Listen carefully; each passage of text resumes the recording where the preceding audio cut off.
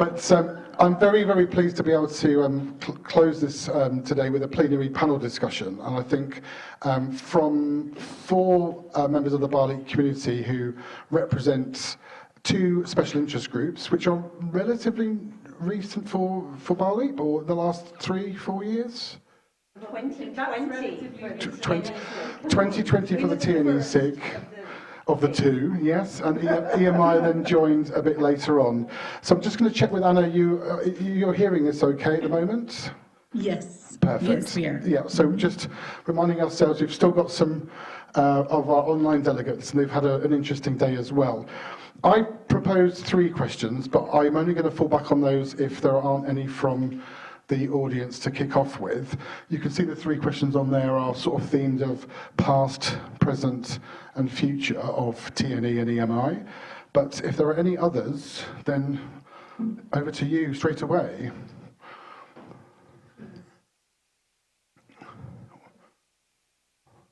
Well, let's have a vote. Who wants to start with the past?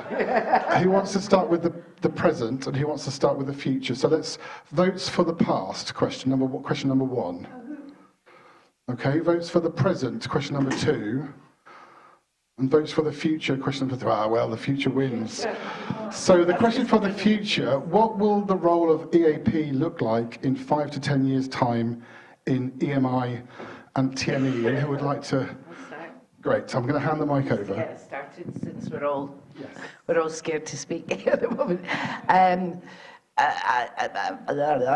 What I was going to say was it really depends, because I think we just heard from earlier on if we're talking about EMI and TNE from a UK perspective, then we've just heard from a government body with a strategy about how English language is going to be embedded in internationalisation. But as you know, that's a document, and I don't think you can really understand the extent to which that'll make a difference to our work until you see how that turns into a strategy actually with things that are being done within it. And in terms of that, if I know lots of people have lost their jobs recently, so that's very complex for us, which means there's a push for people to work out in TNI and TNE settings. I won't talk about EMI, I'll leave that to somebody else, but in TNE settings. But that's not a job that everybody can do because people have families, they have lives, they have things that exist within and unless you're going to. So I think the future will be about developing for EAP straight, let's say, not EAP into EMI, will be about developing, and I don't like the word capacity because it sounds a bit like a policy, but it's about working with local contexts and developing the people in the local contexts to understand what EAP is, a bit like David was talking about, and be able to deliver EAP in that localised context. I think that's going to happen, or it has to happen if EAP to survive in TNE. Can I just ask you to also just introduce yourself again to... Oh, I'm Jennifer. I'm Jennifer from the University of Glasgow, and I work in a TNE. It's like, and I'm drinking water. Yeah. For now. For now. Yeah. So I'm Liz Wilding, and I'm also from the TNE SIG and University of Reading. So agree with what Jen said. Just to add on to that level of complexity, I've talked a lot about complexity, and I always talk about the complexity of delivering EAP and TNE contexts. It's just going to get more complex. I was last November at the UUKI TNE conference, and there was a lot of discussion about, and then going global again, the multipolar future of TNE. So my own institution is heading this way. To give an example of what that means is we already have a TNE campus in Malaysia, and we have a joint institute in China, and there's going to be triangulation between those. So the Malaysia hub will be a the Malaysia campus is going to be a hub for recruitment from China, but it might also be a locus where teachers could perhaps go to China for teaching, and students will have the option of mobility between the 3 campuses.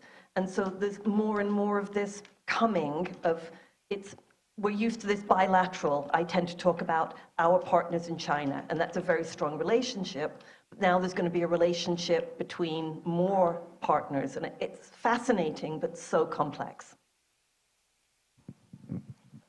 I'm Catherine de Roy from the University of Luxembourg, and I represent the EMI SIG. I think I echo what Jen was saying earlier. I think I see us developing more in terms of training local staff, really, to gain the expertise to support not only students, but also the lecturers in EMI and TNE contexts. Also from the point of view of lecturer training, which is what I'm interested in, I hope the future will see closer collaborations of EAP practitioners with people with expertise in other areas, as well as content lecturers, really to tailor our provision to the needs, but also to kind of raise the profile of what we are doing within the institutions. Hi, I'm Joanne Shiel from the University of Leeds, and we've got a partnership with Southwest Jiao Tong University in China. But that's just one. The development is going apace, and probably by this time next year we'll have 2 more. And we've gone from, in 10 years, from 200 students to 720. So things are developing very rapidly. I think the EAP teachers have been, I'm sorry, I'm talking about the past now, but they have been very important in making the things work. But I think there's a slight danger of complacency, and I think we have to make people still keep thinking that actually that's because there's been a lot of hard work and a lot of achievement. Because certainly when we started off, I was very significant as an EAP specialist, sort of helping, setting it up. Now, they're not really asking so much. They're kind of thinking, oh, we're all right, we know what we're doing, type of thing. So I think what Bea was saying in the plenary, we need to continue to build up our academic authority and make sure that the achievements of somebody like Bea, who's kind of got to quite a high level in the university, and I work in engineering, and people kind of know about me, but I think we need to make sure that this is systemic, that it's not just linked to a person, that there's an EAP person, whoever it might be, is on committees for partnerships and things like that. So when people are saying, oh, let's set up an EMI and we'll do it in English, and it's going to be great, I think the language staff need to be there and say, yes, but before that happens, we need to do X, Y, and Z. So I think it needs to be a structural position, not just, oh, well, he's useful or she knows what she's talking about. It needs to be, like there's an empty space for an EAP person to advise, I think. Great. Are there any follow-up questions from the audience? Yeah, okay. This is the roving mic. Oh. Thanks, Suzanne. Kick us off. You can hold it. Thank you. Hi, just a quick question. How do you think we should encourage, well, twofold, new people into the industry, i.e. PA staff, graduates, people doing the same route, kind of starting off teaching English abroad and then staying in the profession. How do you encourage them to join? And then how do you encourage people to stay? Maybe our age-ish. I think Yeah, no, it's good. you hear a lot of people when they're talking about who can go out and work in TNE, and they say, oh, you've either got to be very young or you've got to be at the end of your career. That seems to be without any dependence. Or you're a teaching couple, or there are those kind of different. I think there needs to be, and this was mentioned earlier today by a couple of people, I think there needs to be a clearer route that's not just, and I maybe disagree with some people in the EAP field, because I think an EFL route into EAP is actually quite a useful route, because I think it gives you that grounding in communicative language teaching and also working in a variety of contexts.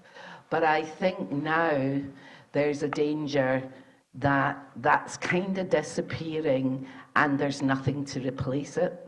And so I think we need a clearer pathway, which might include some of the, what do they call them, legacy qualifications, when the old stuff, where there's a much clearer EAP teaching route. And I think if you have a clearer pathway that shows you as a career path, that might help, because I think at the moment there's still a bit of people fall into it and fall back out of it, and that precarity, etc., is really problematic. So I think for me it's about, there needs to professionalise, but do it in a way that supports the idea of expertise in teaching, leading into scholarship, leading into promoted posts, etc. That's just one idea. Yeah, I think being an EAP practitioner involved in TNE has all kinds of issues that people who've been flying faculty and back and forth will be aware of. So I don't want to overstate the opportunity I'm just going to mention. But within my situation, we're an academic school, so we're teaching intensive, but we have the opportunity to apply for promotion. And I sit on the school committee that looks at these. And TNE has become a very useful thing in this era of great expansion and great growth of what people can use for this, either from scholarship or leading initiatives, leading projects. And I really don't want to overstate it, because there are lots of challenges, as I've said. But it is interesting that it does bring this opportunity with it. And that might continue for a while. We don't know how long the TNE bubble will last, but, well, we'll see. I don't really have much to say, because I come from a very different context in which even the notion of EAP is a very unfamiliar one to a lot of people working within the university. So I struggle to make clear what EAP is about. Some professors, for example, in engineering, I remember when I met them, they were afraid that we're going to teach literature, things like that. So I haven't got much to add to that. Maybe Joanne has. Well, I think also, to answer your question about how do people stay, I do think working, I mean, certainly for me, when I was in my mid-50s, I got the opportunity to work in the TNE, and I got an associate professor, I did the PFHA. There are lots of new opportunities, opportunities for promotion, things like this, which were perhaps wouldn't have happened if I hadn't moved to the side a little bit. I didn't want to be like the director of the language centre or something like that. So it was, you know, being able to kind of infiltrate or sort of get into a different part of the university was definitely an interesting career path. It was sort of made me feel more. But that's, I mean, you have to say that's you taking on a role which was a leadership role. Yeah. But for people who are going straight into an EAP teaching role, But this is like, how do people stay if people are already there? Yeah, but if they start in the teaching role, they might not get into a role like in EAP teaching. In TNE, that's one of the Maybe not, yeah. things about teachers saying they want those quotes about them all wanting out. Yeah, I think that's one of the problems. I think you need to find pathways for people. I think what I would have liked to have done with my career was rather than sort of lead the business course for 10 years and lead the summer for 15 years or something, what I should have done was do it for like 3 years or 4 years and then write about it or seek a university position for it, a bit, I mean, be a bit more strategic, like B was. sort of lead a course for 3 years, write about it, get a light fellowship, do this, do. So I tended to do something for like a very long time and then think, oh, 10 years has gone by, and what shall I do next? So I think maybe moving around a bit is probably better. Yeah, just there's another one from the audience here. Sophie's coming with the... Maybe you want to answer? No, go ahead. Yeah, my question is about what are the support systems in place for teachers, EAP practitioners who go out and then come in? So they're not leaving their jobs, but then again they would be asked to go next year. So transitioning, I mean, working in China, coming back here, going there, and then the assumption is that, oh, he or she has been here for a long time, he knows, and everything will fall into place. But psychologically, it is very different. Like you go there, by then these people have moved on, they have taken, new programs have come, and then to reintegrate into the system is difficult. And what support systems are there in place? Have you taken that into account? Well, when we first started out in Leeds, we had people either who were existing staff and they went out for 10 weeks and came back. And that was quite difficult. People like stopped being a module leader and went for 10 weeks and then they came back and thought, oh, I've lost that position. Then we started having short-term flying faculty who were specially recruited, and that was very precarious. So, and we had a quite embarrassing sort of mismatch of the Chinese team who got very, very experienced, and the Leeds team was like 1 year, new people, 1 year, new people. That didn't work. So I made a case to get ongoing contracts, and they were lecturers in teaching and scholarship for TNE. So we had a group of them who are ongoing. And what they do is they do 10 weeks in China, then they come back and do 10 weeks in the International Foundation Year or other programs in the Language Centre, and 7 more go out. And so they're sort of part of the system. They kind of rotate. So that there's not they're trying to be more support. I think it's something which does need to be thought about, and I think quite often, but particularly for the EMI lecturers, there's very little debriefing or whatever. They're just like sent and come back, and it's quite, yeah. But I think with the EAP, that's the Language Centre gives a bit more support. But I think it is definitely something that people ought to think about. Any other questions? While that's coming, I'll say that we run a completely different model. I've mentioned it earlier today, all of our EAP teachers are employed directly by our Chinese partner on permanent contracts, and we've had great stability. Our partnership is 10 years old, and we have, I think, almost all but one are the same teachers we started with. So there's been... Our Chinese team is very stable as well. Our Chinese team is very stable, but our Chinese university also employs international teachers, and that part is not stable because, again, it tends to be quite early career teachers. They may not be staying in China for a long term, so they might do, and also they think our programme is very hard work compared to other work that they would get in China. So a lot of international EFL teachers maybe would work in China after graduating, and they might work as what they would say that they're working as EAP teachers, but they're more likely to be conversation teachers. It's a very light touch job compared to being EAP and all the assessment, etc., that goes along with it. And sometimes the salary difference isn't great enough to work in EAP, and so there is that problem if you do have the local teachers. I don't know why I can't remember. How do you support people? Yeah, it's difficult. I think, yeah, staffing is very problematic, I think. Yeah, and also because, as has been said by various people, because a lot of people, well, we all come from a particular background, which usually isn't EAP. So when I have to take on new, with us it's only freelance teachers, unfortunately, I find it very difficult in the region to find anybody with any EAP expertise, and we don't offer contracts, employee contracts.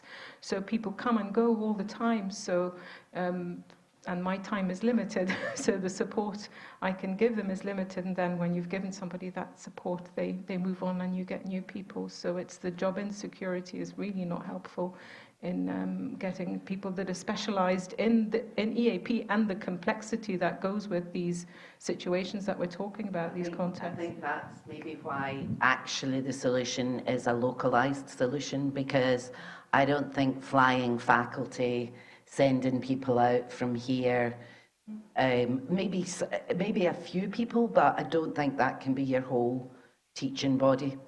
Because it is much more stable with the teachers that are in China. They are employed by the university and they have status within their university, and they're covered by all the employment law, etc. there. But one of the issues, particularly in China, is that what you're able to do in terms of staffing or anything really is determined by what it says in the agreement with the Ministry of Education. So our Ministry of Education agreement says that we have to have 2/3 of the teaching done by our partner and 1/3 done by Leeds. So people have to be employed by Leeds. So maybe somebody didn't negotiate the right thing. Maybe it should have been everybody's based in China, or maybe it's only, I mean, Jen's model, they have lots of people from Glasgow flying out in subsequent years. So maybe that's how you're allowed to have local people, for the tech, So you've got to do that 1/3, 2/3 split somehow.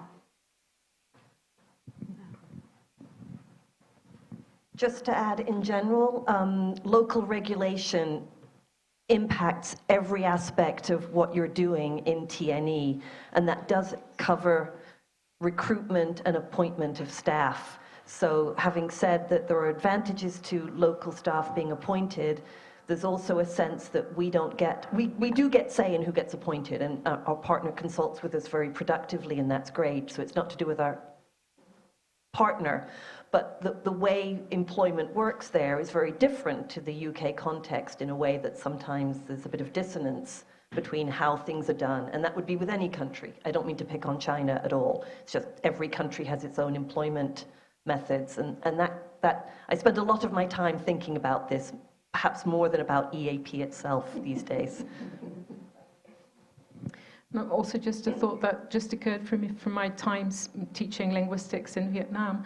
I remember in the late 90s, I don't know if it's still the same, Ellie, but I think this model would work within EAP provision as well. It's where businesses, you were allowed to do your thing for a certain time, but afterwards, after a certain period, the Vietnamese were supposed to be able to take over. So I think that, so you pass on your knowledge, and then there comes a certain point where people locally should be put in charge and have the skills and knowledge to continue, so making it sustainable. Okay, we've got a question from L'Oreal. No, I was just going to comment, actually. Comments, I think we've got quite a successful flying faculty model at Southampton. But we've got a recorded presentation on it if you want to watch it later. I won't go into details, but it's been... It was a very interesting talk. It's on YouTube. It's called Beyond Contracts, Bridging the Gap Between... I'll show you the channel later at the end. I've had a glass of wine. And I've met her teachers, and I agree, they've got a great model. It works. Taking care of them when they come back. When they come back, they're off contracts, so they have short-term contracts, but they work our summer pre-sessional. And they've just been with us for a long time, and they seem quite happy with that. And they've got commitments here, but those short-term contracts means they can still have partners and families. And it works. But have a look at it. But I have a question for Jen.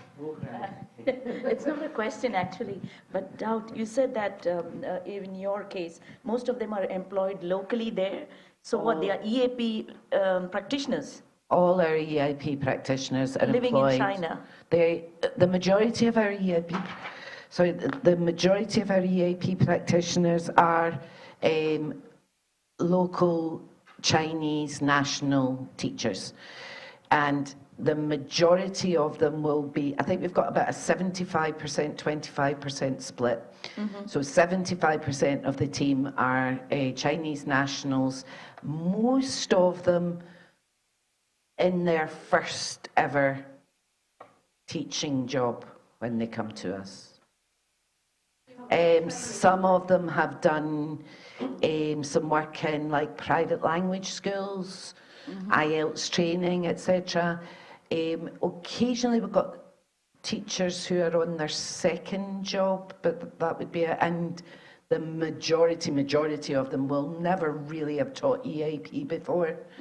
And then we have about 25% international teachers, and they're a bit of a mix, I would say. They could have just taught conversation English.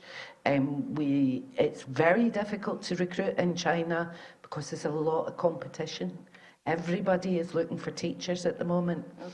Yeah. So yes, but we have a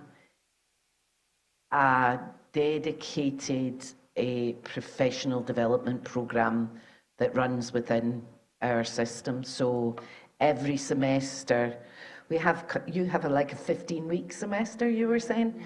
We have it used to be 17-week, a 16-week semester now. And one of those weeks we stop and we do professional development. We don't have any teaching on that week.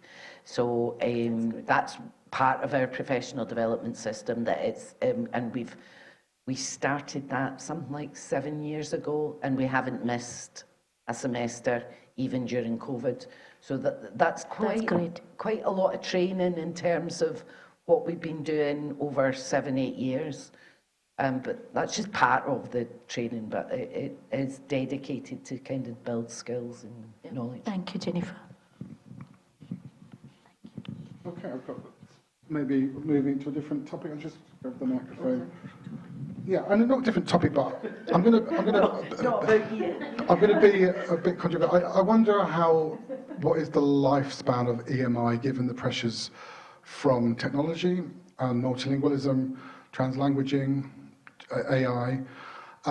Do we think that TNE will outlive EMI? TNE outlive EMI? Yeah. It's like an existential, yeah. I think EMI and TNE, and I think both of them actually can outlive all that other stuff that you've just talked about. Right. Because, why?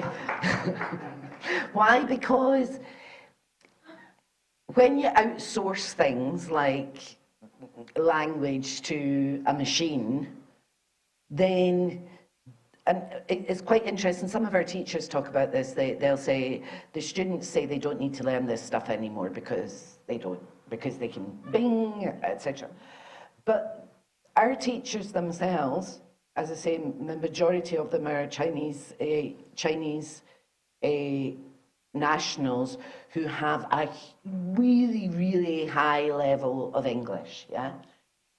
They are privileged that they have been able to develop in a second language to that level, and they, I think, have a lot of, I don't want to see them as a commodity, but as a person in the world, in your career, that gives you a lot of value.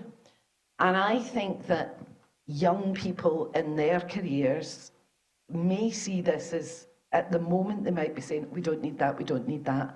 But I think these communication skills, the ability to think, the ability to explain things, that I really, really liked your talk about, really getting them to grapple with stuff.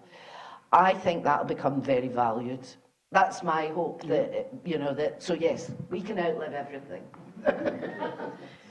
Yeah, I think we're smack bang in the middle of this incredible disruption, and we just still don't know which way it's going to go. I mean, it could all go pear-shaped, but I personally don't think it will, for the reasons Jen said, that we will reset, figure out our place. I'm such an optimist.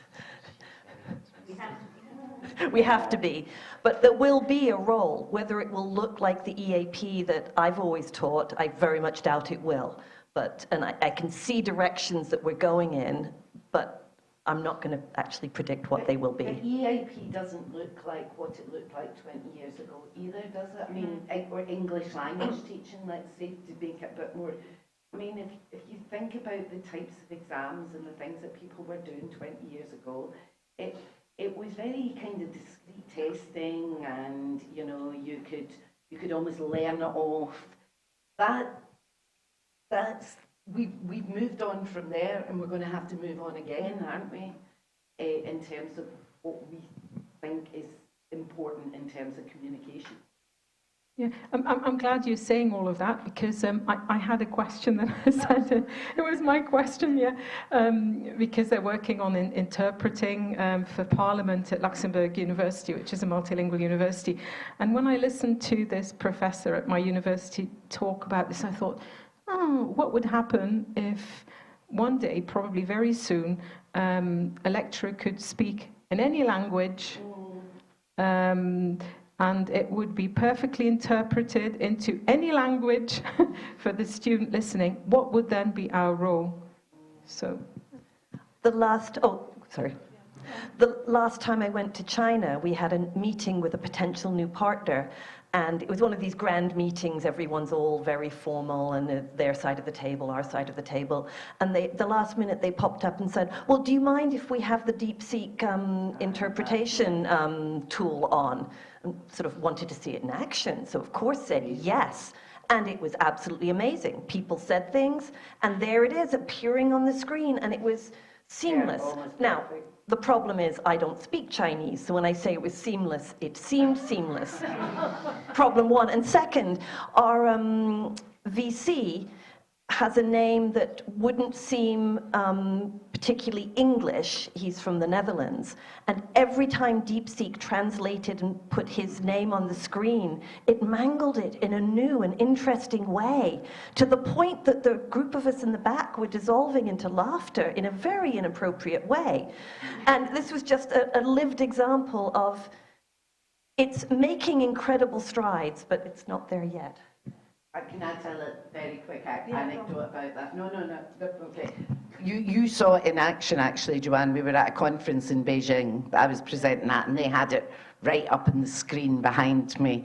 But I was a little bit naughty, and I threw in on my slides this an old Scots little phraseology. I think it was... Was it what's like is no many and they're odded? Something like that, wasn't it? What's like is no many and we're odded, and they're odded. And this caused huge hilarity because I have no idea what it... But I had done it on purpose because I knew about it, but so there is fun in life.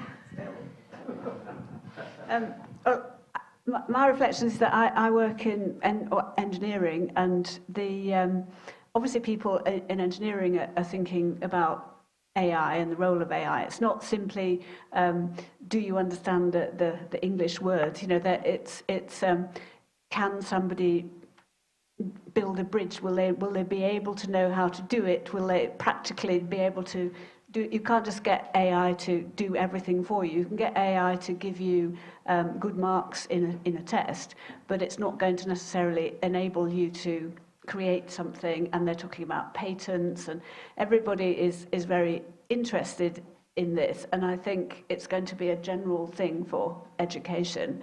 And I think they'll get to the point where they realise, you know, that the students will realise that there's no point getting to year 4 and you've never understood anything yourself.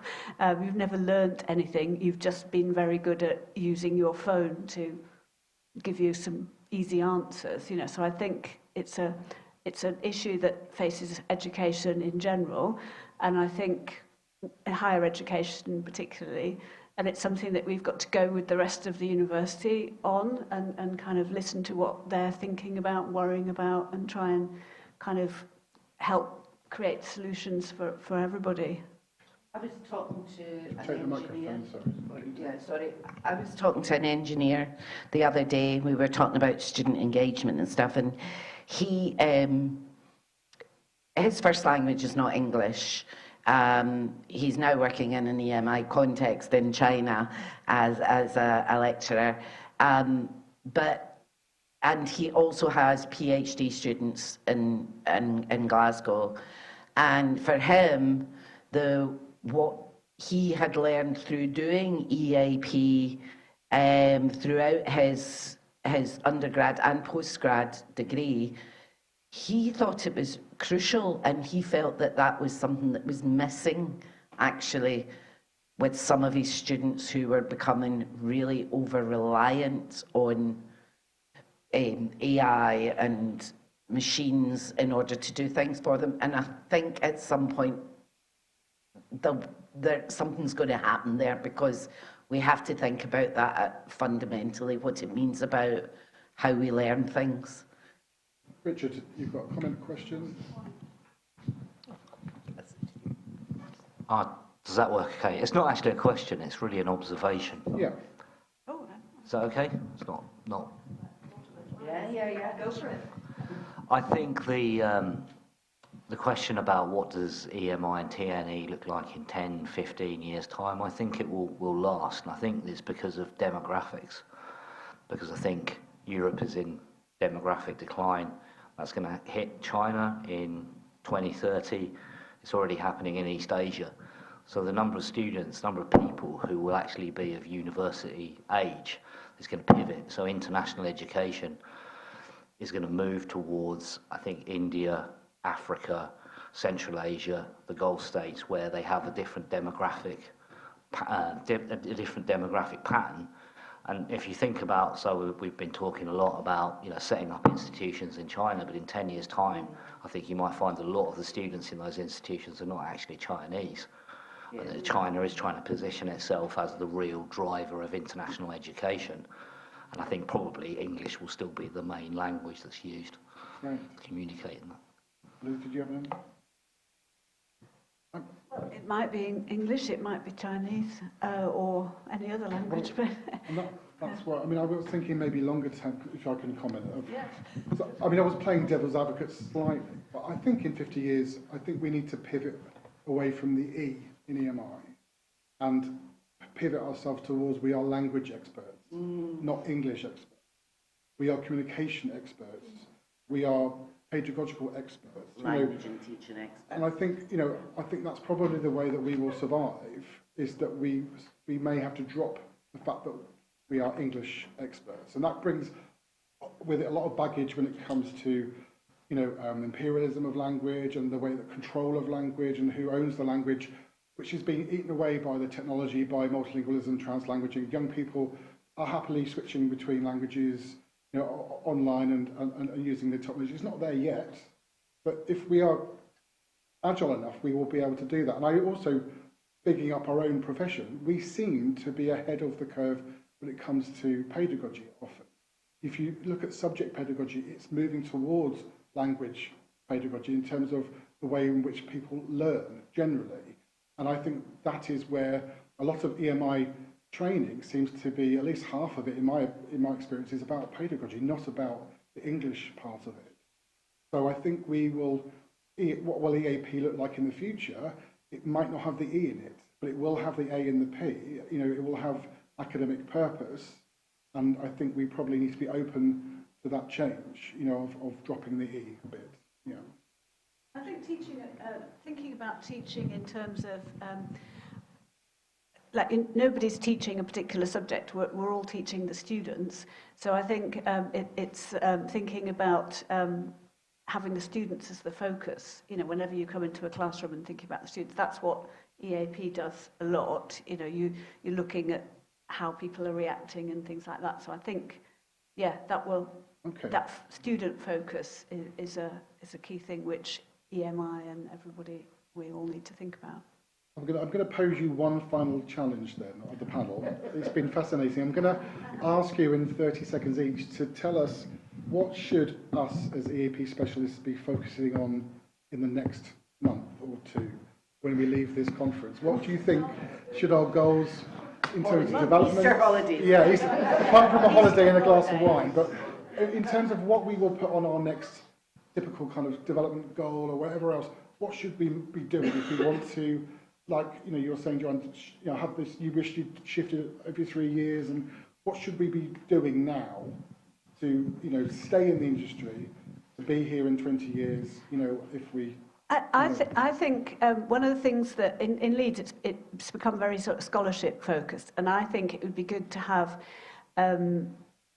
scholarship that was relevant to what we're actually doing, not just individual people's interest. So things like, if we say, I'm always wanting evidence-informed, evidence to say, when I say, year one's useful, and I want to be able to give people evidence that it is. If you had a longitudinal study and say, this shows that this is useful, and if you give people research like I was talking about linguistic corpus and showing to people, these are the words, and this is why we know, this is our language specialist knowledge, which is helping us. I think that sort of doing research or scholarship that's going to be obviously relevant so we can have evidence for our claims that we're useful. You know, students do well when they've done an EAP course or something, not just say, I think so, but to be able to show people that that's the case.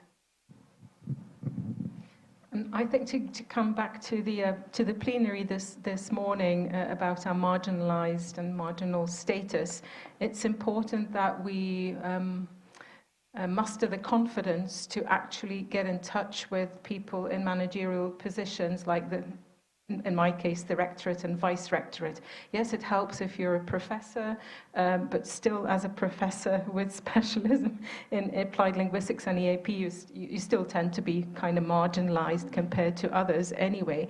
But for example, at my university, they're thinking of developing a quality assurance program internally to do with multilingual education and education full stop. And I said, oh, actually, do you know that I have, you know, 30 years of, experience teaching at university, and I've published on, EMI training, but they wouldn't come to me because they have no idea what other people, it's just normal. We have to have the confidence and the initiative to actually, where we can, to get in touch with people and to higher up and to sell ourselves. Well, you've covered 2 areas I would have liked to cover, but I'll go slightly tangentially. One is I'm a great believer in the power of community. That's why I believe so strongly in the SIG that we run. So reaching out to other people in whichever area is of interest to you, I think is so powerful. We're not alone. We are quite a large community, and we can learn so much from each other and teach others so well. I think there's a lot of generosity in this community, and I just encourage more of that generosity because that's benefited me to have people be generous to me. So go and do that. And then just to pick up on Joanne's point about scholarship, yes, scholarship's so important. And it can be at all levels. I mean, it can be full-on research for those who are able, but classroom-based, practical-based scholarship is really, really powerful as well. That practitioners in the classroom have so much to bring. We all know this. I'm preaching to the converted, but to remember that and to take that forward when possible. See, that's not fair. Yeah, sorry about that. That was my presentation, wasn't it? I had to get it in. Right, I was trying to work out things that... So the first thing, as Liz said, you have to join our TNE SIG. Thank you very much. We're a wonderful crew, and we have lovely sessions. So we're having our AGM soon, next week probably. We'll let you know. We'd love you to be there. The second thing I've written down is read that document that strategy document. I think we should all read that strategy document that came from the government. Yes. That, to me, when somebody makes a strategy document and they put you in it, That says something. And now we need to use it and say, we're in there. So what is going to be done to promote us if we're in there? And I have to say, I was a member of working groups when we had an adult ESOL strategy in Scotland, and there was lots of funding for things, and I think we need to be pushing for funding for things if we're in a strategy document. I'm not sure it is a strategy yet. I think it's a policy, not a strategy, but never mind. And the third thing I think we should be doing is thinking about what is our expertise exactly. And I agree with the scholarship side, and I agree with the pushing forward with research, etc. But I think we shouldn't underplay our expertise as pedagogues. And I think we should be looking at that, look at the BALEAP framework and think about which of these things are really what's important in our teaching and what can we promote outside of EAP. There's my things. Okay. I think we should thank the panel very much for all their contributions.